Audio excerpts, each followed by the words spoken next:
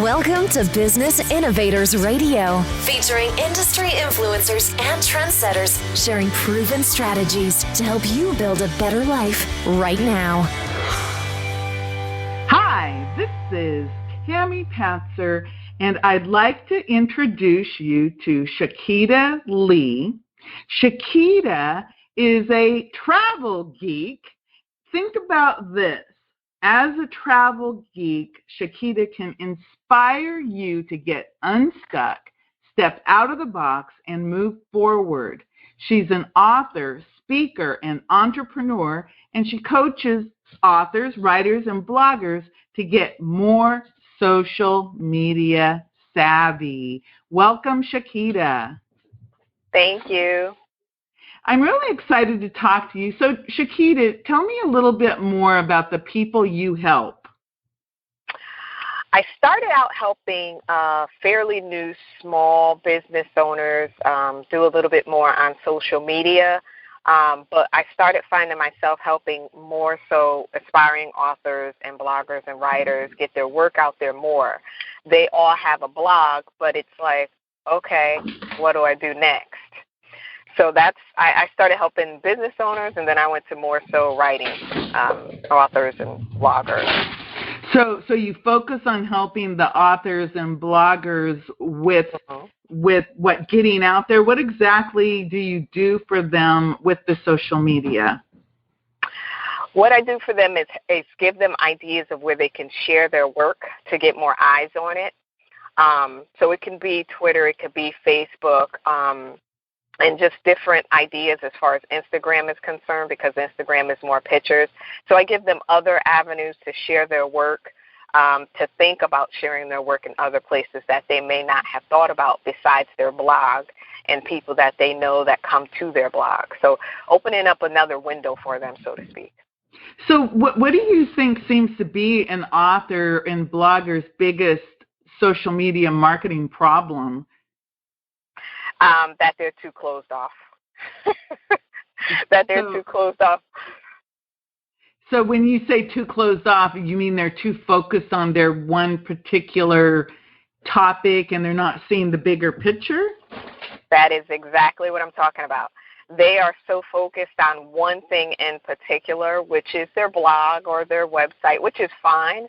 But one of the things that you want is for other people to look at your work, and maybe people that are not even in the U.S. or in your backyard, so to speak, can see your work, and you can get other people interested and maybe make some connections and maybe fly somewhere. If not, maybe do some type of interviews, but possibly get your work in magazines or other books or a movie. That's the big picture, a movie.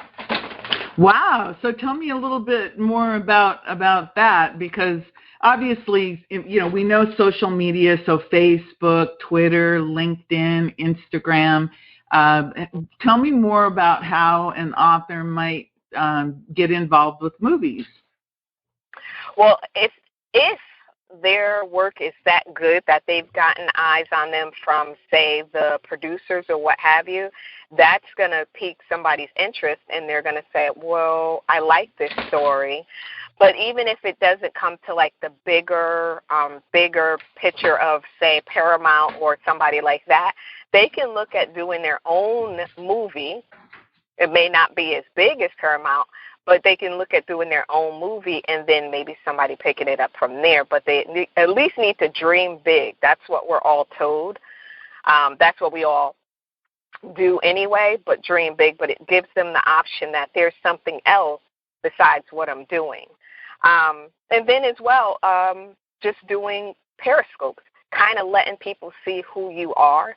So live streaming, showing your face, letting people see who you are so that they can see you and get a feel for who you are besides by what you write. Tell us a little bit about Periscope. It's interesting that you bring that up, because the other day I was talking with someone and they said, I really want to be on Periscope. So they showed me their phone and they're clicking on Periscope, but I didn't see any place. She kept saying, I don't know how to make to actually start making periscopes. Could you maybe give us a couple steps on how would you go about opening up a periscope, and maybe even tell people what periscope is, because it's possible that some people don't know what it is? Yeah. What Periscope is a live streaming app, and you can only use it through your phone. So it can be your iPhone or your Android-based phone, your Windows-based phone. It doesn't matter, just your cell phone that has a camera on it. So it can't be a flip phone. We got to come up to the new times. So it can't be a flip phone. But you can also use Periscope on an iPad as well, because that is a Apple maker as well. So what it is a live streaming app, and it gives you the ability to talk to people globally. They see you. You don't see them, but you do see the comments that they make and the hearts that they may tap on the screen to give you meaning. They like what you're talking about. So if you were to create a Periscope account, you would need to go to your Apple Store or your Play Store, download the app that says Periscope. You need to create a handle that you want. Like if you are a writer, you can say Shequita Writes or whatever handle that you want to use. And most people connect it to their Twitter account so that everything that they share on Periscope as far as the video, people on your Twitter feed can go back and watch it if they want.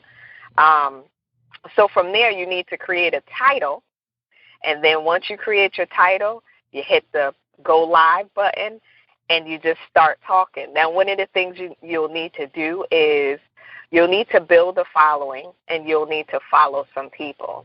And most times if you follow someone, they'll look at your bio, and you definitely need to have your bio filled out as well to see what it is that you do, and they'll decide whether they want to follow you or not.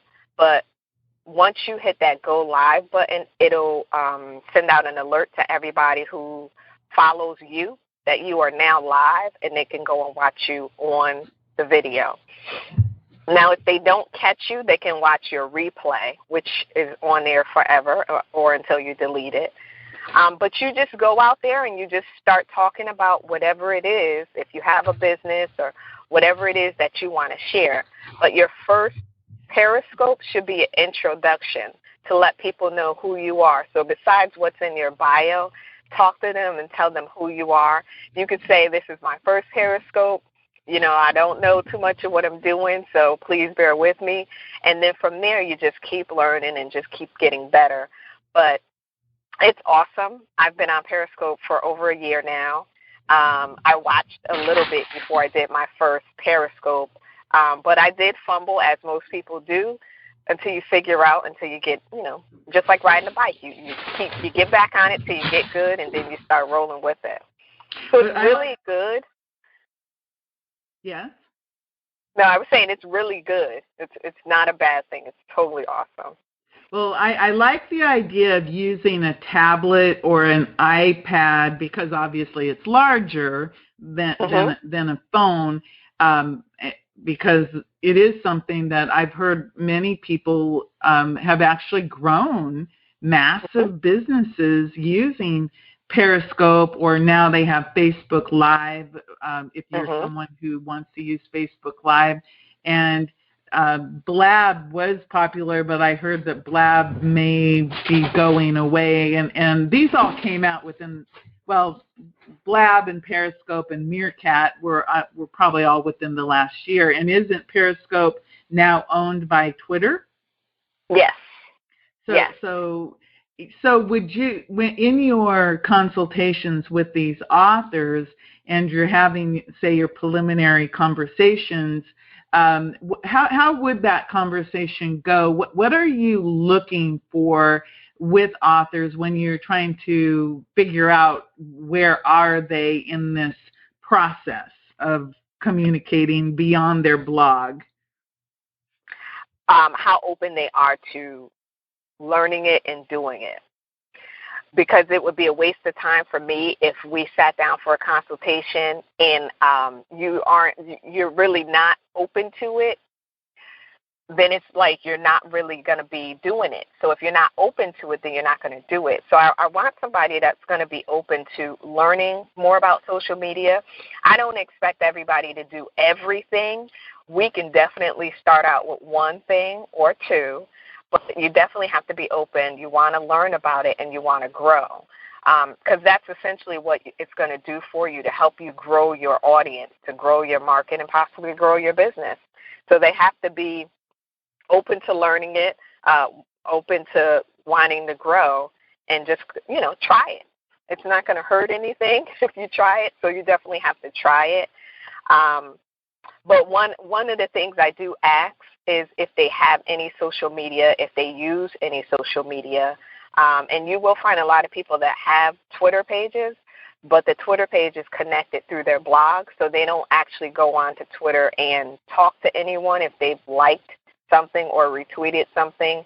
So it's just there, but it's just being shared through the blog post. And people have like their personal Facebook, but they don't have like a fan page, and they'll share their blogs on their Facebook page as well, but not interact. And that's one of the things that you have to do when you have a social media account, is interact with people. So interaction and engagement is one of the primary things that people should understand, obviously, because it's called social media. Exactly. What would you say are the three biggest problems or that authors are up against? I know that, sometimes authors, they might be introverts as opposed to being extroverted personalities. What would you, if you were going to say, I'm going to give you three ways to start, what would those three things be? Well, one would be if they don't have a social media outlet, let's figure out which one you're comfortable with doing. So if it's Twitter, and most will choose Twitter first. If it's Twitter and you already share your blog on your Twitter page, if you have a Twitter account, then from there, later on that day or when you get time, go on to Twitter, say good afternoon. I give them small, simple, easy things to do, and honestly, Twitter is one that they jump to the most, the easiest, the quickest. So I would say go to Twitter. I'll ask if they're comfortable with videos, and if they are, then the next choice would be let's do a Facebook Live or let's do a Periscope. And they'll choose the Facebook Live because they may have a built-in audience with their personal page if they don't have a fan page, and just go on there and interact. And I'll always tell people, if you're going to do a video, you don't have to be up there for 5 hours, an hour. You don't have to be up there for a long length of time. Just do it, and so you can say that you've done it, maybe 5 or 10 minutes, 15 at the most. Do it, and then try doing it every day. But that would be two of the things that I would say. And I won't push too much because there will be apprehension. But those are some of the things that I definitely mention to them. A lot of people will kind of steer clear of Periscope first, but they'll do Facebook Live because they have a built-in audience, which is understandable because you have to build it with Periscope. Oh, I see. But consistency, I think the key word that you said was try to do something every day. I know I actually traveled across the country last year, and I fully intended on doing Periscopes as I traveled across the country. And I was by myself, and so, of course, I didn't because I was so busy trying to get where I was going. And it was just one of those things. So you also have to have the right mindset to do this and have, I think, a goal in mind. So tell me a little bit more. You're also an author, and you've been in some different books. Can you tell me the books that you've recently been part of? The first one is an anthology, and it's over 105 women. And it's called Chocolate and Diamonds for the Woman's Soul. So in that book, that was my first actual published work because I've been blogging for a long time, but nothing on the scale of a book. So with that book, I had a chapter in it, and it's titled I'm Blessed. And I just talk about going through a bad motor vehicle accident and the effect that it had on me, and just coming through that to be a better person and just, revamp on everything in my life. And then the next book that is actually on pre-order, it's called Empowered Women of Social Media. And that is all about my love, which is social media. And I just share some things that I did to jumpstart my business and how I use social media to grow my team and just everything that I did to start myself off on social media and what worked for me and what didn't work. And I also talk about how networking played a big part of it too. So those are the two books. The next book that I have out is just genuinely going to be about social media and just other tips and tricks that I've learned more so implement in Periscope and Facebook Live now. I think that you're right on target with using video with social media because people do really like to interact, and Periscope and Facebook Live, they give you that opportunity so that people can really get to know you very, very quickly. So with the authors and the bloggers that you work with, so you help them set up their social media and get going. Typically, with an author, are you finding that they're trying to actually sell books, or are they trying to use their books and their social media presence to create something bigger, make more impact, or to grow their business or become speakers, or are they just trying to sell more books? They do all of them, to be honest with you. I think when you get on social media and you start talking about the book, you're piquing someone's interest, so they're going to be interested and want to find out more about that book. So they're going to go to your website and look to buy that book from you and read it so that they can get a good understanding for who you are. And that's just the nature of who we are as human beings. We want to know a little bit more about the person that we see or have heard about, so we're going to do a little bit of research. So it is them selling their books, it is them building their business, and it is them getting out there a little bit more. But sometimes what authors do is they kind of get a feel and kind of do polls for what people may be looking for from them or in a type of book, a genre that they're thinking about writing about. So they get ideas, and that kind of gets their creative juices going so that they can create another book. So they use it for everything.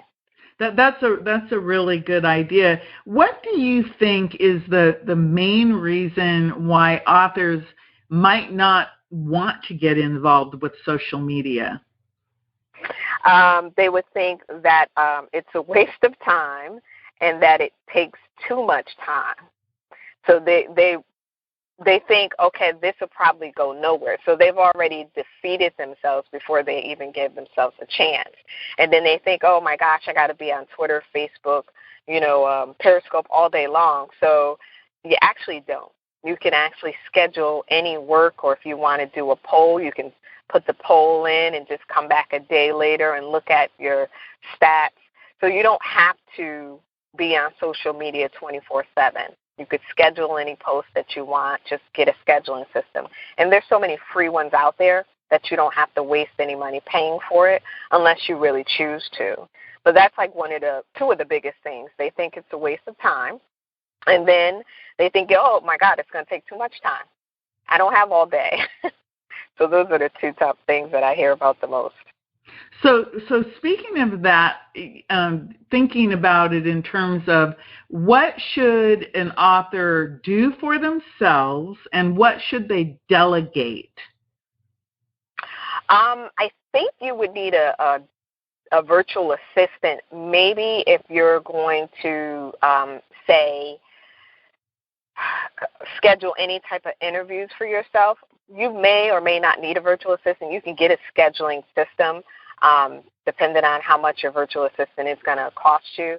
But things like sending your work out to be edited, going back and forth with the editor, simple tasks you can definitely give to a virtual assistant to help you with. Responding to emails as well. You can have a virtual assistant for that. People inquiring about the book, where they can purchase it at, those type of things you can give to a virtual assistant. But usually a lot of writers are very hands-on, but you can even use a virtual assistant for your response on, say, Twitter, so to speak. So say someone said, oh, my gosh, I love your article, or I love your blog, I love your work. When's the next time you have something coming out? Then you can have your virtual assistant just respond and say, the next book will be this, that, and the other, or I have a date plan, and they can just put the response in there for you. But you don't want to do anything on autoresponder because it seems very personable, and people don't really take to that too tough. So it's various things, but I wouldn't use a virtual assistant for every single thing.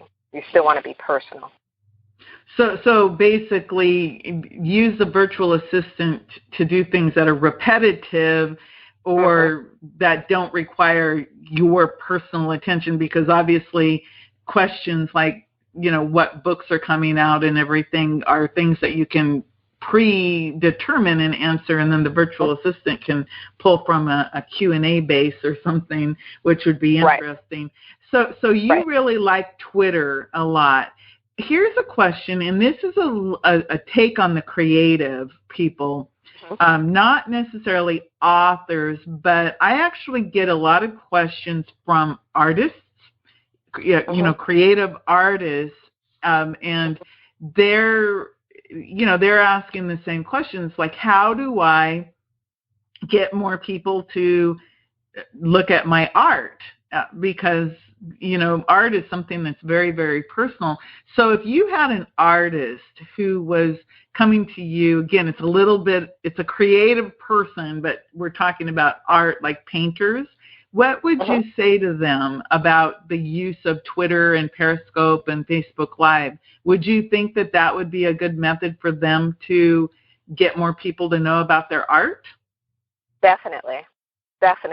One of the things that I would suggest that they do is take a picture of your artwork. Pictures speak volumes, and more than words sometimes when it comes to wanting people to get to take a look at your work.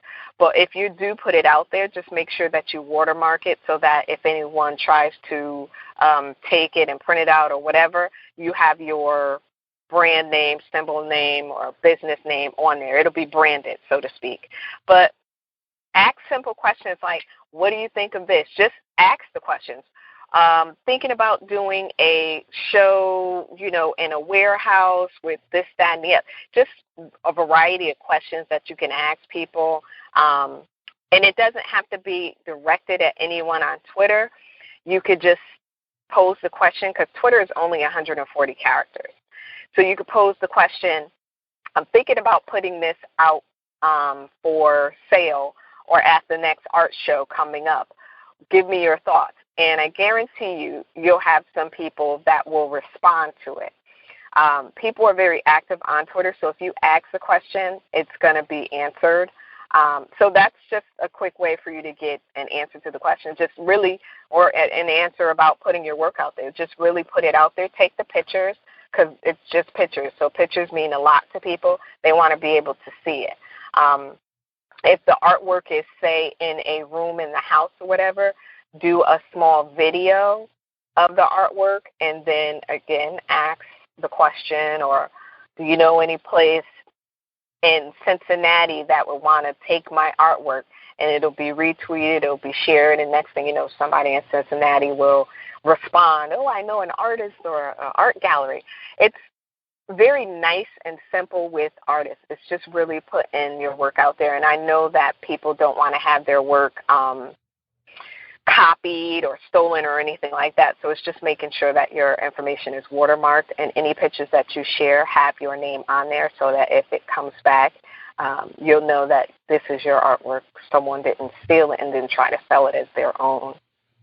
I think that's a really good point that, to watermark your images, because I do know artists, photographers, anyone with images, that is one of their biggest fears, obviously, is that someone's going to download that and steal it. I even have heard like coloring book artists where their art people will take it and then either sell it or give it away free, when they're trying to use their art for marketing. But I think everything that you've shared today, and like you said, you started out helping business people, and then naturally the authors and bloggers were attracted to you, and so you helped them. But everything that you've shared today, I think, is all 100% transferable almost to any type of business in the use of social media, because like you said, people, they love to watch videos, they want to get to know you. And Twitter, I'm always fascinated because I'm not a big Twitter user. However, these interviews are a good example. I share my interviews on Twitter, and I actually have picked up some pretty heavy hitter followers. I'll get the little notification and I'll go, whoa, and I'll go look at their bio, and these people have thousands, and sometimes I've had a couple of people who have like a million followers, and I'm like, wow, that's pretty phenomenal. And that's just because I shared what I was doing anyway. And it wasn't like I was deliberately going, I'm going to focus on Twitter. It was more like, okay, send the links out for my interviews into my Twitter, and then people will find it. And I also get a lot of shares. And that, of course, grows. And LinkedIn is another one that a lot of people sometimes are a little bit afraid of because they don't quite understand how it works. But LinkedIn is another one where if you share your links to your videos or your periscopes, people do respond and watch those. And again, I get a lot of people who will watch my interviews or listen to them and, end up sending me notes and things in the personal message boxes in LinkedIn. So you said it early on, you don't have to do everything, but choose something that you're attracted to, that you think that you could feel comfortable doing consistently.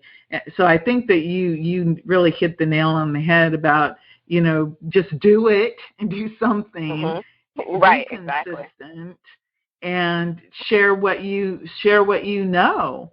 And I really liked your idea about whenever you start any of these things, the Facebook Live or Periscope, that you do the preliminary intro video about who you are. And I also liked the fact that you told us that not only can you use your smartphone, but you could use a tablet.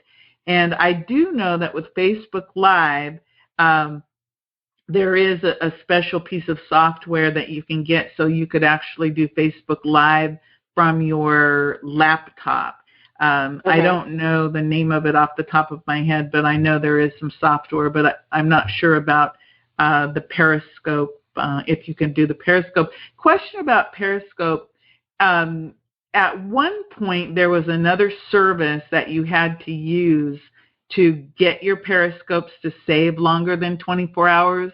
Have they changed that? Or how do you get your periscopes to last longer than 24 hours?